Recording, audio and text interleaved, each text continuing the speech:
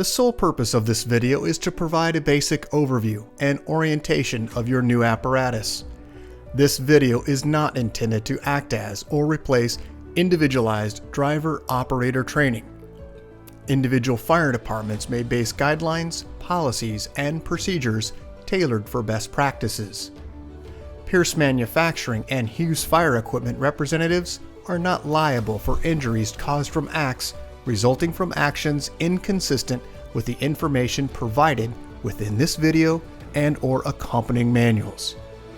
Refer to the Operation and Maintenance Manual for complete details relating to the components and features of this apparatus. Only trained personnel should operate this vehicle or perform maintenance. You are responsible for learning how to operate this fire apparatus under all conditions without having to refer to the manual while operating at an emergency incident. This video will discuss types of warnings and caution labels. It is your responsibility to locate and identify each of the labels and understand the importance and associated hazards. Warning labels will point out procedure that must be taken or action that must be avoided to guard against the possibility of serious injury or death. Caution labels will advise you that there is a risk of damage to property if certain precautions are not followed. Continuous training, reviewing of operation and service manuals, developing good standardized practices will assist driver operators with a more complete understanding of the components and operation of this fire apparatus. As the driver operator of this vehicle, you are responsible for understanding the function of each component of the apparatus, maintaining control of the fire apparatus at all times while in operation. Make operational and functional changes while operating at an emergency without having to read operator's instructions or safety warning labels.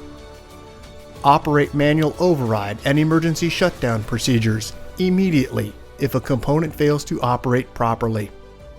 Components location may vary with each Pierce fire apparatus. Review the exact location of each component prior to operation. Major inconsistencies between your vehicle and the information contained in this video should be directed to your sales representative. Safe operation of any vehicle is the responsibility of the driver operator. You must learn the location and function of all controls, switches, gauges, valves, inlets, and discharges. Due to a higher center of gravity, heavy trucks have a significantly higher rollover tendency than other types of vehicles. To reduce the risk of rollover, avoid making sharp turns, excessive speed, and avoid abrupt maneuvers. In the event of a rollover crash, an unbelted person is significantly more likely to become injured or die than a person wearing a seatbelt. In the event of a crash, unbuckled occupants can also become a hazard to other occupants, as they may be thrown around inside the cab. Seatbelts are required while in operation. Please refer to your warranty certificates for details and information enclosed in your manuals. Customer-installed equipment must be mounted to withstand road travel and comply with NFPA 1901. Modifications such as drilling holes or welding to structural frame components of the chassis are not permitted. Contact Pierce for instruction and review of non-structural sheet metal or other dissimilar metals for modification. Follow the radio installation guide for further assistance on installing or mounting electronics. Before placing your new apparatus into service, perform a primary inspection of key components of the apparatus, including all fluid levels, anti-lock braking systems, electronic stability control, and automatic traction control. Weigh your apparatus to ensure that it conforms to axle and brake ratings. Never exceed the gross axle rating printed on the label inside the cab. Exceeding these ratings could lead to reduced component life, personal injury, or death. Review the use of auxiliary braking systems, compression brake, exhaust brake, electronic retarder, and hydraulic retarder. Before placing the apparatus in service, refer to the operational maintenance manuals. Information on the operation and maintenance functions for the components such as the pump, pressure governor, and foam systems, along with other options, is provided in either the Pierce manuals and/or other manufacturer support information delivered with the apparatus. If you need more information, please contact Hughes Fire Equipment. Congratulations, Hood River, Oregon, on your new Pierce fire apparatus, job number 38817. Please utilize this 5-digit job number when referencing your apparatus with Hughes Fire Equipment and Pierce Manufacturing. We'll get started on a brief orientation of your new apparatus. Starting first at the front bumper area face, on the passenger side you'll find your electronic siren. Just inside that location you'll find dual air horns. Moving over to the driver's side face of the front bumper is your mechanical siren. Moving up onto the top of the bumper extension, it's where you'll find a D handle which will gain you access into the front bumper hose load storage area. There is also a swivel discharge on the passenger side. Let's move up to the cab face where you'll find a marker turn indicator light, and then just inside that location will be the headlight structure housing low and high beam headlights. High beam will be located on the inside of the bezel. Just above that you'll find forward-facing emergency warning lights. Directly behind the Pierce logo is the hood release. Moving up onto the windshield, you'll find 3 windshield wipers across the seamless one-piece windshield. As we move to the outer edge of the A-pillar, you'll find the mirror housing a flat and convex mirror.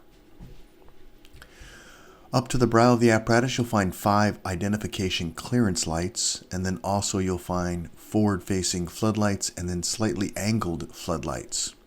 Up onto the roof of the apparatus, emergency warning light bar.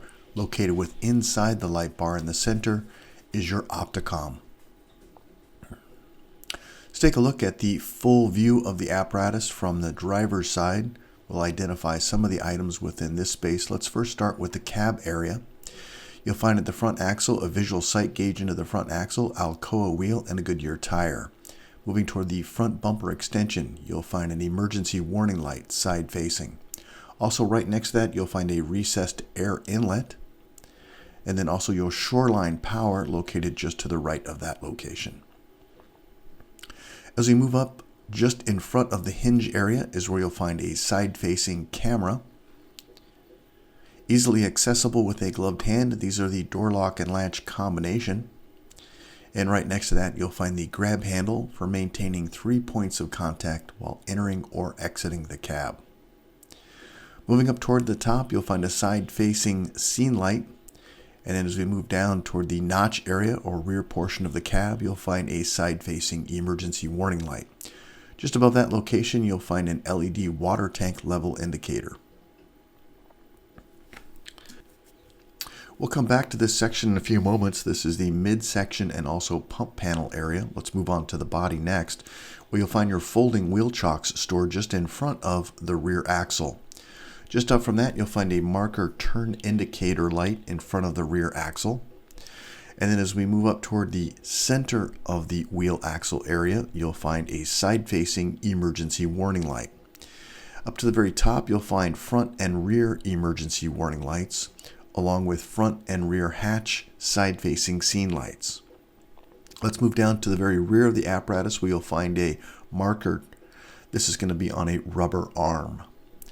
Let's move around to the rear of the apparatus next. You'll find your reverse, turn, and brake light cluster on the passenger and driver side. You'll also find a rear-facing water tank level indicator. Also, we have emergency warning lights here, 2 at the rear on the left and 2 at the rear on the right. As we move up, you'll find rear-facing scene lights, 1 on the passenger and 1 on the driver's side. You'll also find your ladder storage D handle gains you access into this space.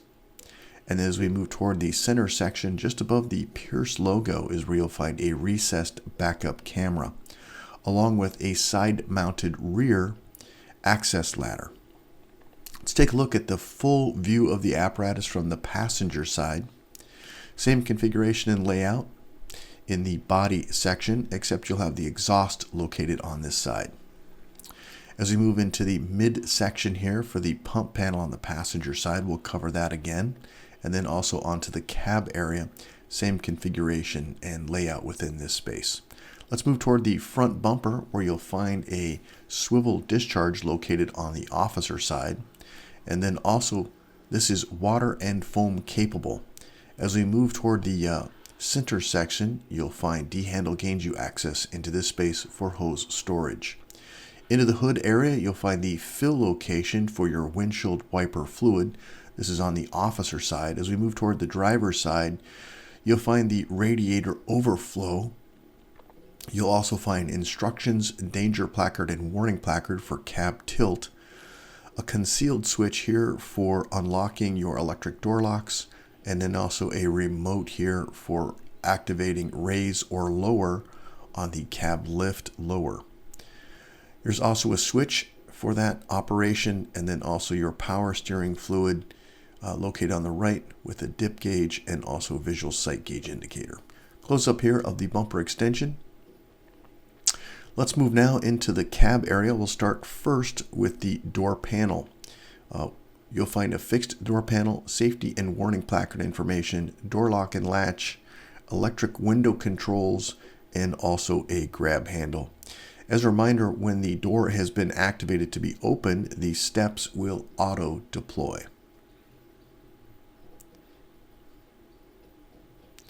As we move into the base of the seat area on the driver's space, you'll find when plugged into Shoreline Power, your battery status will indicate battery system status. Also on the top of that location, you do have a preheater switch and indicator. As we move toward the engine area, you'll find your minimum operation schedule here for the date of manufacture, 5-digit job number, gross vehicle weight rating, cold tire inflation, and VIN number.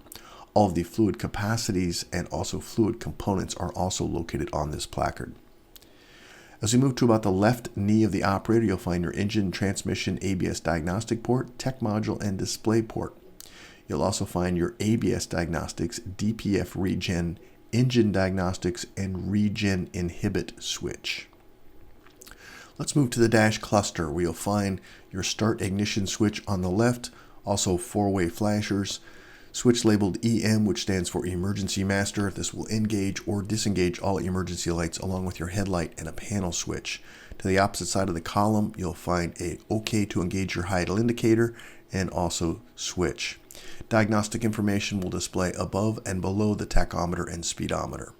As we move just to the right of the driver's position, let's start first on the left-hand side, where you'll find your pull to apply your system parking brake and push to release. These are the rear spring brakes. Also, tremendous amount of information right here at your touch screen. This is your control system for your entire apparatus. Please see the owner's manual for more information, along with your Allison transmission pad with an informational note to pump in neutral. As we move to the upper portion, you'll find your perimeter lights, tire chains, and load manager switch. Also some rocker switch for engine brake on and off, settings for low, medium, and high, front wheel lock, off-road traction, and mirror heat. To the right of that location, we have a digital pump pressure readout. Also along with that, water and foam level indicators, stationary OK to pump and roll indicator, water pump, foam system, and auto start. As we move to the top, you'll find your mirror control for the flat and convex mirror, along with your heat, air conditioning, and defrost module. As we look overhead in the driver's seat, you'll find the yellow placard on the far left-hand side of the upper section. This is indicating the height of the vehicle, 10 feet 2 inches, length 33 feet 2 inches, gross vehicle weight rating 49,800 pounds. Also some switches here for your emergency warning lights, emergency master, roof light, front light, side, lower rear warning, upper rear warning, and Opticom. Just to the right of that location, scene lighting for front flood, driver's scene, passenger scene, rear scene, electronic siren, air horn, mechanical siren, and also a siren brake for your mechanical siren. When any of these switches have been activated, the light will illuminate green around the outer edge, indicating it's been activated. To the right, you'll find your electronic siren and PA speaker control module. Moving toward the center section, you'll find seatbelt information. Red, someone is in the seat and not belted. Green, they're in the seat and belted. Also, a do not move your apparatus if this light is flashing, indicating you may have a compartment open. Just a quick look to the rear of the apparatus. We have 3 forward-facing seats. Each of those do house SCBA brackets. Behind the driver's seat, you'll find a speaker. This is for your audible system for your backup camera system. As we move directly over the front axle, you'll find additional storage here, adjustable shelf. Down to the wheel is where you'll find your Michelin tire, and then also Alcoa wheel and visual sight gauge. I think I may have indicated that it's Goodyear tires, but these are Michelin. As we move to the rear cab, you'll find affixed to the door panel, safety and warning placard information, door lock and latch, window control. Overhead in the cabs area, you'll have red and white push on and off, red or white lens lights, and also your air conditioning unit. At the base of the compartments here, you'll find your heater modules. And once again, the step will deploy when the door has been opened. As we move inside, you'll find a center-mounted fixed seat and then 2 fold-down outer seats. Moving now to the top of the EMS compartments, we do have a lip within this space. And to the center section where you'll find your daily checks for oil and transmission. This is at the rear of the engine tunnel. You'll also find 12-volt power, and also when plugged into Shoreline power, the outlet will be active. Moving over to directly behind the officer seat. Let's go ahead and move to the exterior now. We'll start with the very top section where your crosslays are located. At the very top, we have a warning placard indicating entanglement hazard because of those lines coming from aloft. Also a 2.5-inch discharge, and then also a dead lay located in the upper section. As we move to the lower section, you'll find 2 crosslays located within this space. In between the 2 labels is where you'll find the release on both upper and lower to release the crosslay trays. Also, as we move to the midsection here, you'll find 2 2.5-inch discharges. They're locally controlled via ball valve and also have gauges in that location. In the upper section, you'll find your strainer located at the top. Also, you'll find your pump inlet located in the very center. As we move down to the very bottom, you're going to find your auxiliary inlet, 2.5-inch locally controlled female inlet. And then also you have a garden hose decon located here. This is the activation. And then at the very bottom section, you'll find an air outlet, and there is also local control. Would like to point out warning regarding mixing of different types of or brands of foam. Please do not do that for the possibility of foam failure. Also warning when climbing on or off the vehicle, please face the vehicle. In addition to a warning placard here, caps may be under pressure. Be cautious when opening them. As we move down, here's the close-up of the driver's side auxiliary inlet and also your air outlet. As we move down across the very bottom, this is all of our color-coded labeled discharge drains, and then also your 7.3 DEF tank, which is the blue cap just located under the step area. In the pump panel area, we do have a fold-out step in addition to be able to reach the upper crosslay. We'll now move into the pump panel area, starting at the very top. When your pump is activated inside the cab, this light will illuminate, indicating OK to pump. As we move down to the left, you'll find all of your placards here for your foam system. Also, the green module is your foam level indicator. The gray module houses your master intake and master discharge gauge. This is in the gray module. Also, between the 2 of those, you're going to find your test gauge ports for vacuum and pressure. Those are currently plugged and are utilized for testing purposes. As we move to the upper right, you'll find the PCM fault visual indicator and also an audible speaker. The outer edge of that bezel does rotate, allowing you to increase or decrease sound level. As we move down, you'll find all of our color-coded and labeled discharges. Notice the red placard indicating foam capability. You'll also find your pull to prime located in the far right, at least 1,000 RPMs for best practices. This is your pressure throttle governor, also has a water tank level indicator embedded within that. As we move, we have large diameter inlets. These are electric open and close valves. As we move down, there are also 3 valves. These are valves located on the passenger side of the pump panel. And then also your tank fill and tank to pump. Up to the upper right side is where you'll find your foam module control system located here in the red. And then further up to the right, you'll find your recirculating line. Also, we have a 2.5-inch crosslay and also a blitz attack.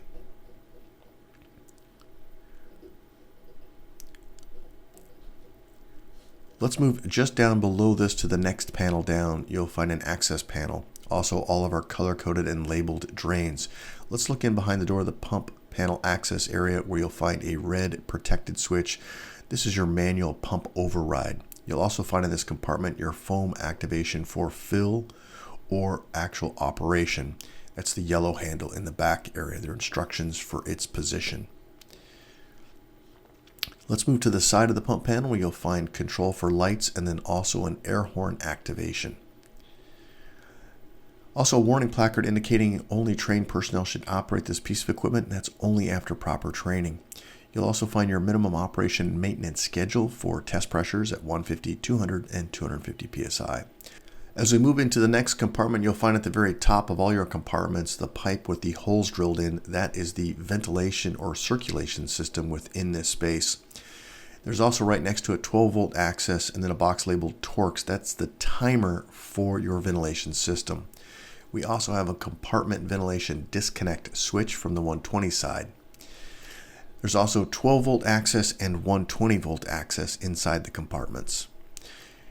Also a warning caution label here indicating verify the location of the monitor before raising the light tower, and this is your light tower control module.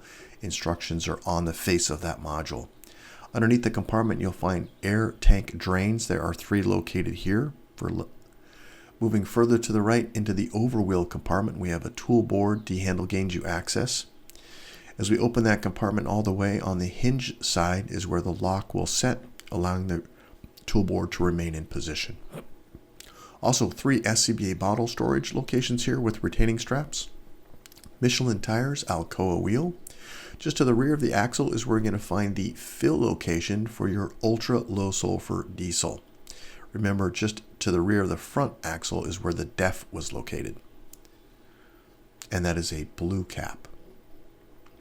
As we move into the next compartments, you'll find adjustable shelving and at the very bottom section, a pull-out tray. The release for that tray is located on the lower right-hand side. Also, shoreline outlet located within this compartment. Let's move around now to the rear of the apparatus where you'll find pike pole storage and also your 10-foot folding ladder. This is just above the ladder storage area where you'll find a 24-foot extension, 14-foot roof. Just down from the ladder storage is where you'll find a cupped switch for your rear scene lights. And as we look to the very top section, you'll find your hose bed. There are 3 dividers located. They are adjustable. As we move just down from that location, you'll find a 2.5-inch discharge. It's foam capable. And then also as we move to the upper right, this is the location for your blitz attack and then also pike pole storage. As we move to the rear compartment, you'll find your booster reel located within this space and a pull-out tray. This is also a space saver, which means that this will drop down. This is capable of holding a firefighter's weight. And then also we have a reel rewind in the upper right-hand corner of the compartment. As we move to the right-hand side of the vehicle, passenger side rear, this is where you'll find your access ladder. It is currently deployed in its position now.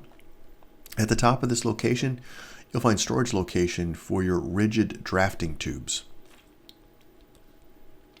Let's move around now to the passenger side of the vehicle where you'll find a pull-out tray in the bottom section, a pull-out and tilt downward tray in the upper section, and then of course also shoreline outlets. Here's the tray in its deployed position.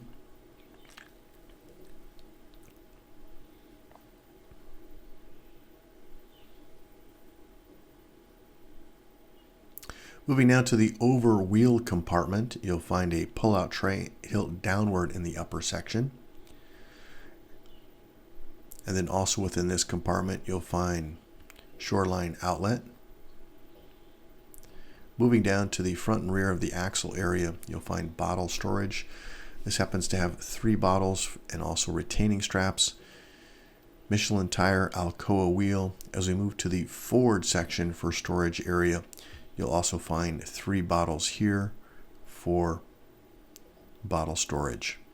Moving now to the exhaust, extremely hot diesel exhaust temperatures do exist. Please be cautious when you're in regen operation.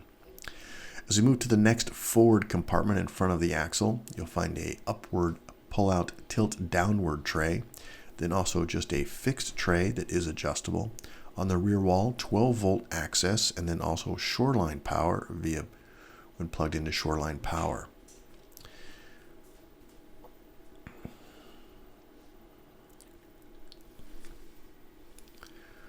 Moving now just forward of this position, you'll find a tool board that does pull outward. release located on the lower section, and at the very bottom section, you'll find a little giant ladder with a Velcro tie down. Let's move now to the forward section of the crosslay area. Same configuration and layout as we have on the passenger side as we did on the driver's side. Dead lay in the forward position, and then also a 2.5-inch discharge in the upper section. Also a warning placard indicating entanglement hazard. As we move down to the lower section, same thing. Cross lays, 2 of them, 1 3/4 here, 1.5 discharge. As we move to the notch itself, you'll find a warning placard indicating when climbing on or off the vehicle, always face the vehicle. Also, your strainers located within this side. Also, all the valves located on this side are going to be electric valves, except for the auxiliary inlet. So, large diameter pump inlet, it is electrically controlled from the panel. 2.5-inch discharge, also controlled from the panel on the driver's side. This is the only valve on this side. This is your 2.5-inch auxiliary inlet. It is locally controlled via ball valve. To the right, large diameter discharge. It is also controlled on the pump panel. Because of that, we do have all of these overrides located within this space. Once again, warning placards here indicating when climbing on or off the vehicle, always face the vehicle. As we move to the forward section, warning indicating pressure hazard, caps may be under pressure. As we move now to the bottom, this is the auxiliary inlet, locally controlled via the ball valve.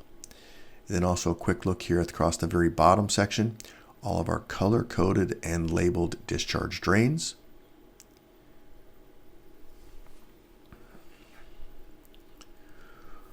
Also a flip-out step located here. It is tied to the do not move your apparatus if it's left open. Let's go ahead and move into the rear portion of the cab area. Once again, when the door is open, the steps will auto-deploy. Fixed door panel, safety and warning placard information, electric window control, and door lock and latch. As we look overhead in this space, it's where you'll find your push on and off white or red lens lights, also your intercom system and air conditioning unit. Moving forward to that location, same configuration layout as we've previously seen. Exterior access over wheel compartment. 3 forward-facing seats. Adjustable shelf. As we move to the front axle, Alcoa wheel, Michelin tire. Let's go ahead and move into the officer space. We'll start first with the door panel. Affixed to that door panel are safety and warning placard information, door lock and latch, window control, and a grab handle. Auto deploy steps. And as we look to the floor of the officer space, you'll also find within this area your electronic siren foot pedal and mechanical siren foot pedal. Let's look to the dash area. As we look to the left-hand side of the dash area, this is where you're going to find 12-volt access via barrel style, USB-A, and USB-C. Moving just forward of this location, you're going to find your unit radio. This is an AM/FM weather band radio. And then also 12-volt access via A and C. Let's go ahead and look overhead in the officer position. We have a push on and off red or white lens lights. Also, as we have some switch panels located here for front flood, driver side scene, passenger side scene, emergency master, and also a siren brake. Let's move just to the left of this location. This is where you're going to find the control module for your wireless FireCom headset system. And then also just underneath that, you'll find the wireless base. Overhead, once again, just a general view.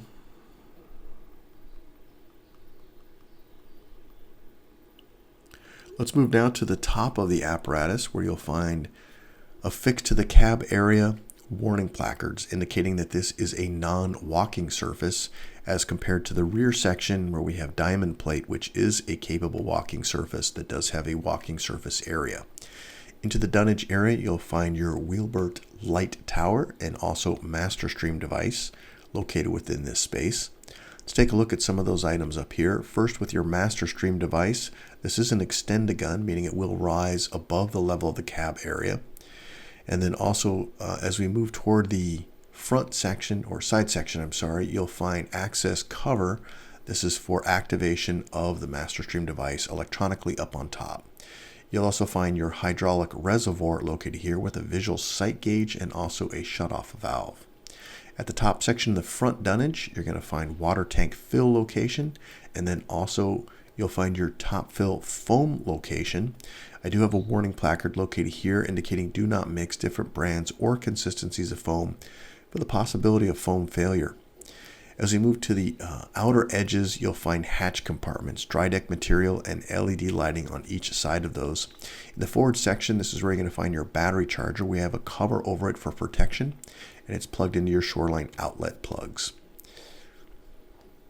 General view here of all of the hatch compartments now. You can also see the yellow reflective diamonds indicating the edge of the walking surface for firefighter safety.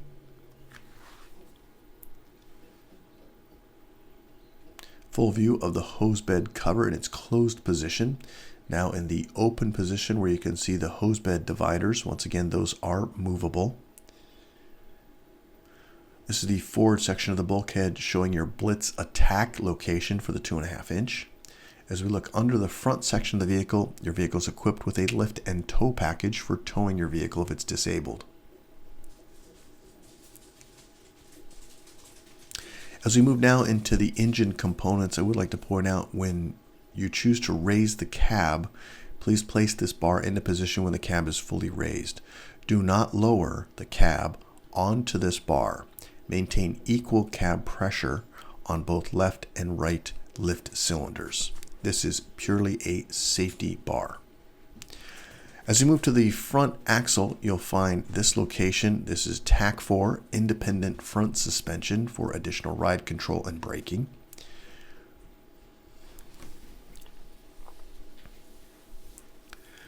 As we move down the driver's side frame rail, you'll find the batteries located here on passenger and driver side. You'll also find the reservoir for your hydraulic fill location. Also, you'll find 12-volt jumper studs. And then also you'll find def fill location. There'll be no additional audio from this point on as you review the chassis photos.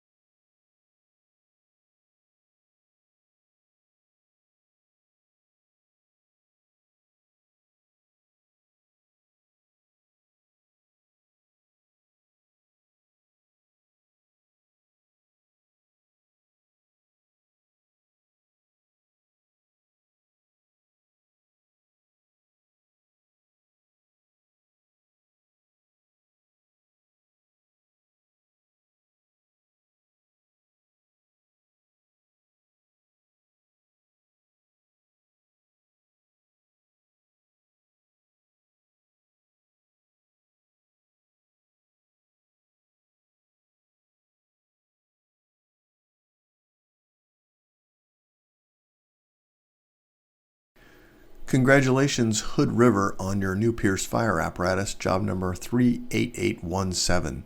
If you have any questions, please contact your Pierce sales representative. Thank you, and congratulations.